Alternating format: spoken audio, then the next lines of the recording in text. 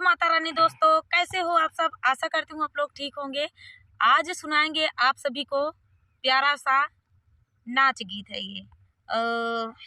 सुनिएगा और बताइएगा कैसा लगा। तो देर न करते हुए चलिए सुनाते हैं। पीछे लोकेशन है सरसों का खेत, बहुत ही अच्छा है। तो चलिए सुनाते हैं।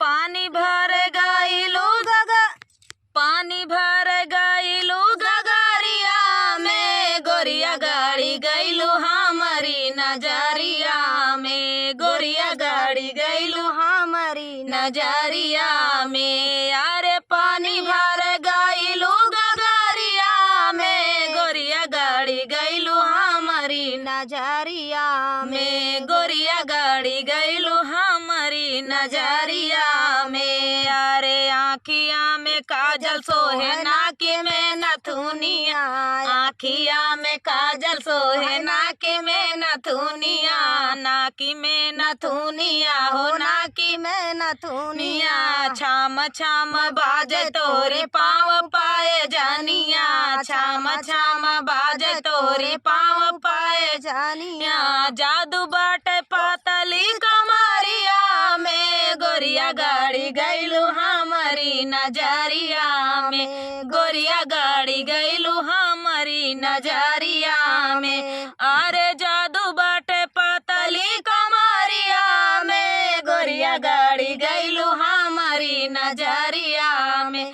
गोरिया गाड़ी गइलू हमारी नजरिया में। अरे पानी भर गइलू गगरिया में, गोरिया गाड़ी गइलू हमारी नजरिया में, गोरिया गाड़ी गइलू हमारी नजरिया में। गोरे गोरे गालवा पे सोहेला गोदानवा, गोरे गोरे गालवा पे सोहेला गोदानवा, सोहेला गोदानवा हो सोहेला गोदानवा, सोहेला गोदानवा हो सोहेला गोदानवा। लाल लाल ओठवा पे मारे मोरा जानवा, लाल लाल ओठवा तोहरा मारे हमारा जानवा। घूम गइलू सहारा बजारिया में, गोरिया गाड़ी गइलू हमारी नजरिया में, गोरिया गाड़ी गइलू हमारी नजरिया में। अरे घूम गइलू सहारा बजारिया में, गोरिया गाड़ी गइलू हमारी नजरिया में, गोरिया गाड़ी गइलू हमारी नजरिया में। अरे पानी भर गइलू गगरिया में, गोरिया गाड़ी गइलू हमारी नजरिया में, गोरिया गाड़ी गइलू हमारी नजरिया में। अरे बाली रे उमरिया मा, बाली रे उमरिया मा गिरावलू बिजुरिया, बाली रे उमरिया में गिरावलू बिजुरिया। अरे बाली रे उमरिया में गिरावलू बिजुरिया, बाली रे उमरिया में गिरावलू बिजुरिया।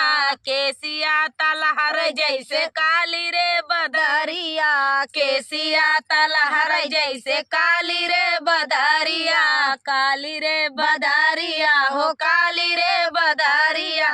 तोहरा जैसे कोई ना नगरिया में, गोरिया गाड़ी गइलू हमारी नजरिया में, गोरिया गाड़ी गइलू हमारी नजरिया में। हे तोहरा जैसे कोई ना नगरिया में, गोरिया गाड़ी गइलू हमारी नजरिया में, गोरिया गाड़ी गइलू हमारी नजरिया में। अरे पानी भर गइलू गगरिया में, गोरिया गाड़ी गइलू हमारी नजरिया में, गोरिया गाड़ी गइलू हमारी नजरिया में, गोरिया गाड़ी गइलू हमारी नजरिया में।